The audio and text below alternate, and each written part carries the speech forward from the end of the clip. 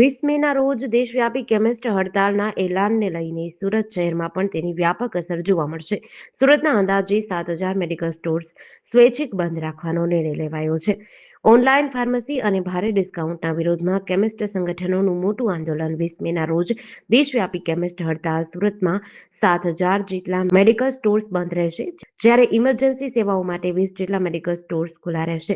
Chemist સંગઠનો દ્વારા online દવા વેચાણ અને નકલી દવાઓ સામે અવાજ ઉઠાવવામાં આવી રહ્યો છે. નમસ્કાર મિત્રો, myself Mansukhbhai Raiyani, Surat chemist and druggist association Surat and Surat district president and federation zone vice president. અમારી માતૃ સંસ્થા FGSCDA જે ગુજરાતના એમના અંડરમાં અમે અહીંયા ડિસ્ટ્રિક્ટ લેવલે વર્ક કરીએ છીએ. FGSCDA all India organisation chemist and druggist એસોસિએશનની બ્રાન્ચ છે, જે ઓલ ઇન્ડિયામાં બોમ્બેથી સંચાલિત છે. મિત્રો, અમારા એસોસિએશન દ્વારા સરકારશ્રીને અનેકવાર દરેક અલગ અલગ ડિપાર્ટમેન્ટના અધિકારી શ્રીઓને, ખાસ કરીને આરોગ્ય વિભાગમાં 2018માં સરકારશ્રી દ્વારા 817E નામનો જે જાહેરનામું બહાર પાડવામાં આવ્યું, જે GSR બહાર પાડ્યો, તેનો મુખ્ય ઉદ્દેશ ઓનલાઈન ફાર્મસીને દવાના વ્યવસાયમાં જોડવાનો હતો, જેનું અમારી માતૃ સંસ્થા દ્વારા જે તે સમયે વિરોધ કરવામાં આવેલો. ત્યારબાદ આપાતકાલીન અવસ્થા ઊભી થતા, એટલે કે 2020માં કોરોના નામની મહામારી આવતા સરકારશ્રી દ્વારા 220E મુજબ GSR બહાર પાડી અને ઓનલાઈન ફાર્મસીના બિઝનેસને કાયદેસર કરવાની પ્રક્રિયા કરવામાં આવી, જેનો અમારા દ્વારા સખત જે તે સમયે પણ વિરોધ કરવામાં આવેલો.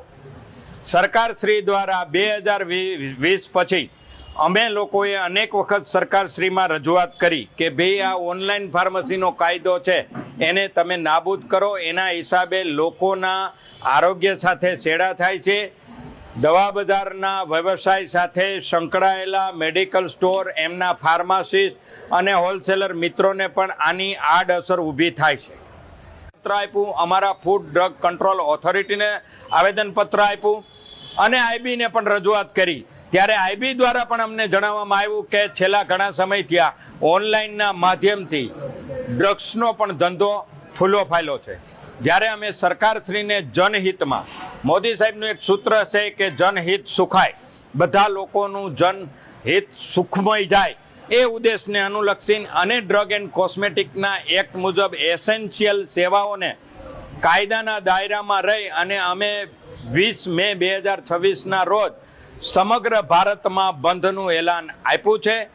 લોકોને પણ અમે સંદેશો આપવા માંગીએ છીએ કે ફક્ત અમારા ધંધાના હિત માટે નહીં, પણ લોકોને પણ જે જીવન જરૂરી વસ્તુઓ કે જે તમે ડ્રગ્સ દવાનો લ્યો છો, એ દવાનો ડોઝ કેવો હોવો જોઈએ, એની અસર શું હોય, એની સાઈડ ઇફેક્ટ શું હોય, એની બીજી ઇફેક્ટો શું હોય, એ બધા જ તમને માહિતી ફાર્માસિસ્ટ પાસેથી જ મળી રહે. એ માટે અમે ઓનલાઈન ડ્રગ્સનો વિરોધ કરીએ છીએ અને આ વિરોધમાં અમને બધા લોકો પણ સહયોગ આપશે. એરિયા પ્રમાણે એસેન્શિયલ એક્ટ મુજબ અમે જરૂરિયાત મુજબ 1-2 મેડિકલ સ્ટોર ખુલ્લો રાખવાનો નિર્ણય કર્યો છે, જેથી લોકોને આમાં કોઈ મુશ્કેલી પડે નહીં. મલ્ટી સ્પેશિયાલિટી હોસ્પિટલમાં અંદરના મેડિકલ સ્ટોર અને ઇન્ડોર પેશન્ટને પણ કોઈ મુશ્કેલી ન પડે, એટલે એ મેડિકલ સ્ટોર પણ ચાલુ રહેશે.